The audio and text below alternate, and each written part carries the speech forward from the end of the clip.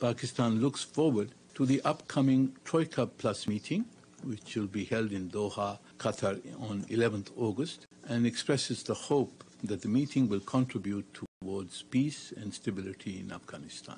We urge the parties involved to stay engaged in the Doha peace process. It is, after all, for the Afghans themselves to seize the moment, to engage constructively and to work to secure a negotiated settlement. Unfortunately, the spoilers within and outside Afghanistan do not wish to encourage a viable path to a negotiated settlement.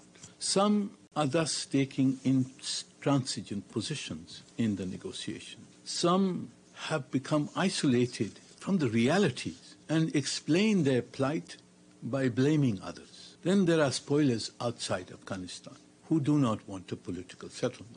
Continuation of the civil war would enable them to enforce their sponsorship of terrorism against Pakistan and other neighbors. They are fueling the conflict by advocating continued conflict in Afghanistan. We strongly deplore the false allegations being leveled against Pakistan by these spoilers who do not wish to see lasting peace in Afghanistan.